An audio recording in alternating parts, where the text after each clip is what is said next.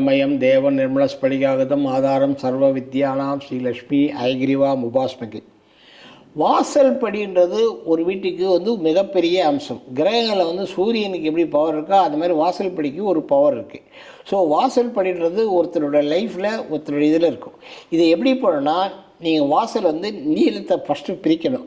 1 2 3 4, அதாவது 1 2 3 4 5 6 7 8 9 9 பக்கம் நீங்கள் 9ஆக டிவைட் பண்ணணும். டிவைட் பண்ணி இந்த 4 5 6 சென்டரில் வரும். அதில் 5 6 எந்த இடத்துல வருதோ அந்த இடத்துல தான் வாசப்படி வைக்கணும். இப்போ இல்லை உங்களுக்கு 5 6 வாசப்படி வைக்கணும். 5 6 வாசப்படி 4 வந்தாலும் பரவாயில்ல, அந்தளவுக்கு கெடுக்காது. ஆனால் 1 2 3 வைக்கக்கூடாது. 8 7 8 9 வைக்கக்கூடாது. 7 8 9 வச்சுன்னா வீட்டில் பவர்ட்டி அதிகமாக இருக்கும், ரொம்ப வறுமைகளில் ஜாஸ்தியாக இருக்கும். ஸோ அது இருக்கும். 1 2 3 தெஃப்ட் ப்ராப்ளங்கள் நிறைய வரதுக்கு சான்சஸ் இருக்குது. பணம் ஏமாத்துறது, ஃப்ராடிச்சிங், இந்த திங்ஸ்லாம் 1 2 3 வரும். ஸோ வாசப்படி வைக்கிறது அந்த மாதிரி பார்த்து வைக்கிறோம். அதே மாதிரி வாசப்படி வைக்கும்போது அதுக்கு கீழே சோழி வைப்பாங்க. சோழி வைப்பாங்க, சில பேர் சங்கு வைப்பாங்க, சில பேர் நவரத்தினங்கள் வைப்பாங்க, சிலர் சில்வர் வைப்பாங்க, சில பேர் சில்வர் காயின்ஸ் வைப்பாங்க, சில பேர் காப்பர் காயின்ஸ் வைப்பாங்க. அந்த மாதிரி காப்பர் காயின்ஸ் இந்த மாதிரி வச்சு வாசப்படி வச்சிங்கன்னா அந்த வீடு சுபிட்சமாக இருக்கும், ரொம்ப நல்லாயிருக்கும், ஓஹோன்னு ஒரு மேலே வர முடியும். அதுவும் பார்க்கணும். ரெண்டாவது மரம் பால் மரங்கள் வைக்கிறாங்க, சில பேர் இது வைக்கிறாங்க. தேக்கு மரம், வேங்கை மரங்கள்லாம் பால் மரம். பால் மரம் வச்சிங்கன்னா ரொம்ப நல்லது, குடும்பத்துக்கு ரொம்ப விசேஷமாக இருக்கும். ஆனால் பால் மரம் வச்சிங்கன்னா உங்களுக்கு மஞ்சா குங்குமம் வச்சு பூஜைகள் ரெகுலராக அடிக்கடி பண்ணிக்கிட்டே இருந்தீங்கன்னா உங்களுக்கு ரொம்ப நல்லா உங்களை உயர்நிலைக்கு கொண்டு போயிடும். வேங்கை மரம் ரொம்ப பவர்ஃபுல். இருக்கிறதுலேயே வேங்கை மரத்தில் நீங்கள் வச்சிங்கன்னா ரொம்ப நல்லா வேலை செய்யும். தேக்கை விட வேங்கை நல்லா வேலை செய்யும், ரொம்ப நல்லா உயர்நிலைக்கு கொண்டு போகும்.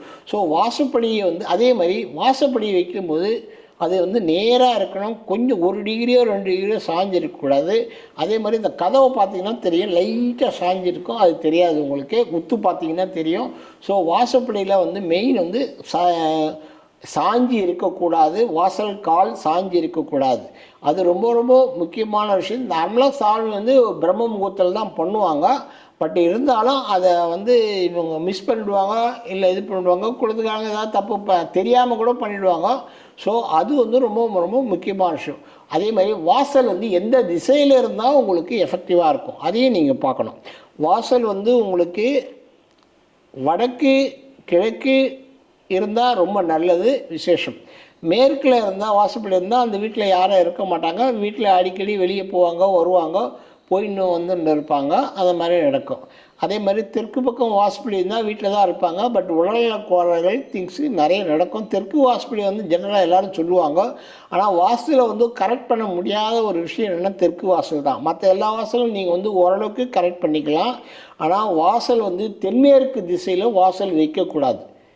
கோயிலாக இருந்தால் கூட சரி, தென்மேற்கு திசையில் கோயிலில் வாசல் வச்சாங்கன்னா அந்த கோயில் பணத்தை நிறைய பேர் ஏமாற்றி சம்பாதிப்பாங்க. தென்மேற்கு திசையில் மேற்கு பார்த்த மாதிரியும் தெற்கு பார்த்த மாதிரியும் வாசப்படி வச்சாங்கன்னா, அது வழியாக வெளியே வர்ற மாதிரி வச்சாங்கன்னா உங்களுக்கு ப்ராப்ளம் வரும். தென்மேற்கு திசையிலையும் வைக்கவே கூடாது. தெற்கு திசையிலையும் பாதி வரைக்கும் அந்த மேற்கிலேருந்து அந்த சென்ட்ரல் பாயிண்ட் வரைக்கும் வைக்காமல் இருக்கிறது நல்லது. அக்னிமுள்ள வைக்கலாம் வாசல், ஆனால் அது கொஞ்சம் டென்ஷனாக இருக்கும். மற்றபடி வேற ஒன்றும் மேஜராக ப்ராப்ளங்கள் உங்களுக்கு கொடுக்காது. கிழக்கு திசையில் வாசல் வச்சிங்கன்னா உங்களுக்கு வாழ்க்கையில் ஓஹோன்னு வருவீங்க, நல்லா முன்னுக்கு வருவீங்க, ஒரு பெரிய லெவலுக்கு ரீச் ஆவீங்க. வாசல் ரொம்ப இருக்கும். வாசலுக்கு சில பேர் கலசம் வச்சு போதிப்பாங்க. ஒவ்வொருத்தரும் ஒரு ஒரு மாதிரி பண்ணுவாங்க. ஆனால் வாசலில் வைக்கிறது ரொம்ப நல்லது. சங்கு பூஜைகள் பண்ணுவாங்க. சில பேர் வாசலில் சங்கு புதைப்பாங்க, வாசலில் சங்கு புதைப்பாங்க. சில பேர் வாசலில் உங்களுக்கு யானையோட சாணியை போடுவாங்க. அது பண்ணுவாங்க. 4 திசையிலும் வாசலில் எங்கே வாசல் இருக்கோ அது பண்ணுவாங்க. வாசல் ஒரு வீட்டுக்கு ரொம்ப ரொம்ப முக்கியமான ஒரு விஷயம். வாசலுக்கு 2 பக்கத்துலேயும் விளக்கு வைக்கணும். அந்த காலத்தில் மாட விளக்குகள் சொல்லி மாடம் வச்சு மாடத்தில் விளக்கு ஏற்றுவாங்க. அது ரொம்ப விசேஷமான ஒரு விஷயம். ஆனால் இப்போ யாரும் கிடையாது. நீங்கள் நிம்மதியாக ஒரு கூண்டு விளக்கு மாதிரி ஒன்று விற்கிறாங்க கடையில், அதை வாங்கி இந்த பக்கம் ஒன்று அந்த பக்கம் ஒன்றும் வச்சிங்கன்னா உங்களுக்கு ரொம்ப ரொம்ப வசதியாக இருக்கும். வாசனையை உள்ள ஊதுவத்தியை அதில் சொருகிற மாதிரி வைக்கணும்.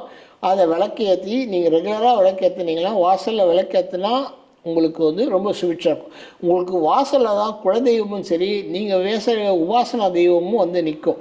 ஸோ வந்து வாசலில் வந்து அமாவாசை பௌர்ணமியில் கம்பல்சரியாக பூஜை பண்ணி தான் ஆகணும். பண்ணால் தான் அது ஒர்க் பண்ணும். ஸோ வாசல்ன்றது ஒரு முக்கியமான ஒரு விஷயம். வாசல் வந்து அடிபடுறது, கிராக் விட்டுருக்கிறது இந்த மாதிரி இருந்ததுன்னா குடும்ப தலைவருக்கு பிரச்சனைகள் வரும், உடல்நல கோளாறுகள் வரும். சில பேருக்கு வாசல் கதவு பக்கத்தில் இது இருக்கும், செவுறு இருக்கும். அந்த செவுறு வந்து கொஞ்சம் கிராக் விட்டுருக்கும். வாசப்படி பக்கத்தில் செவுறு கிராக் விட்டதுன்னா அந்த வீட்டில் வந்து பிரச்சனைகள் நிறைய இருக்குது, பண பிரச்சனை இருக்குது. அதாவது இது வந்து கர்மாலேருந்து வர்றது. கர்மானா பூர்வ ஜென்ம கர்மாலேருந்து வர்றது. பிரச்சனைகள் அதிகமாக இருக்கும், ஹெல்த் ப்ராப்ளம் இருக்கும், பணம் வந்து தேவையில்லாமல் வீண் செலவுகள் அதிகமாக இருக்கும். அந்த கிராக் வந்து இருக்கக்கூடாது. வாசலுக்கு பக்கத்தில் சில பேருக்கு வாசலோடு சேர்ந்த மாதிரியே கிராக் இருக்கும், நீங்கள் பார்த்துருக்கலாம். அந்த ஒரு கிராக் எல்லா இடத்துலையும் இருக்கும், சில வீட்டுகளில் இருக்கும். அது வந்து நீங்கள் அடைக்கணும். அதேமாதிரி வாசக்காலுக்கு நேராக வந்து மரங்கள் இருக்கக்கூடாது, அதுவும் மெயினாக பார்க்கணும்.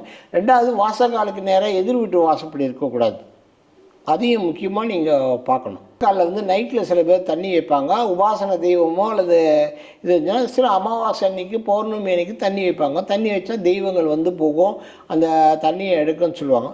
வாசக்காலில் வந்து மெயினாக வந்து முன்னாடிலாம் வந்து வாசக்காலில் மாடம்னு ஒன்று இருக்கும். அந்த மாடத்தில் வந்து உங்களுக்கு விளக்கு வைப்பாங்க. இப்போல்லாம் அந்த மாடம்ன்ற கல்ச்சர்லாம் போயிடுச்சு, சுத்தமாக கிடையாது. ஆனால் நீங்கள் என்ன பண்ணணும், ஒரு கூண்டு விளக்கு, இந்த பக்கம் ஒரு கூண்டு விளக்கு, இந்த பக்கம் குண்டு விளக்கு, சாயங்காலம் 6 மணிக்கு விளக்கேற்றுற மாதிரி வைக்கணும். நீங்கள் வச்சிங்கன்னா எதிர் வீடு, பக்கத்து வீடு, தோஷங்கள் எந்த திங்ஸும் உங்களுக்கு அஃபெக்ட் ஆகாது. அதை ரொம்ப முக்கியமாக பார்த்துக்க வேண்டிய ஒரு விஷயம். ஸோ அது வந்து ரெகுலராக நீங்கள் பூஜை பண்ணின்னு வந்தீங்கன்னா வாசலில் வந்து வாசலில் வந்து உபாசன தெய்வம் இந்த தெய்வங்கள் வரும். ஊதுவத்தி, வாசனை ஊதுவத்திகள் ஏற்றணும். சில பேர் வந்து பன்னீர் எசன்ஸ் கூட அடிப்பாங்க வாசலில், நைட்டில் அடிப்பாங்க. நைட்லனா ஒரு 6 மணிக்கு மேலே அடிப்பாங்க. ஸோ அந்த தெய்வங்கள் எல்லாம் வாசலில் வந்து நிற்கும். அதுக்கு உங்களுக்கு நல்லது, ததாசு, நல்ல விஷயங்கள் நடக்கட்டும், ததாசுன்னு சொல்லிட்டு போகும். ஸோ வாசக்கால்ன்றது ஒரு முக்கியமான ஒரு விஷயம். இதை வந்து ரொம்ப ரொம்ப பார்த்து அனுசரிக்க வேண்டிய ஒரு விஷயம். இதை பற்றி இன்னும் விஷயங்கள் வந்து பிற்பாடு நான் உங்களுக்கு நிறைய விஷயங்கள் இதை பற்றி சொல்கிறேன் உங்களுக்கு. ஆனால் கட்டாயம் கலசம் வச்சு பூஜை பண்ணால் விசேஷம். நன்றி, வணக்கம். அகம் பிரம்மாஸ்மி.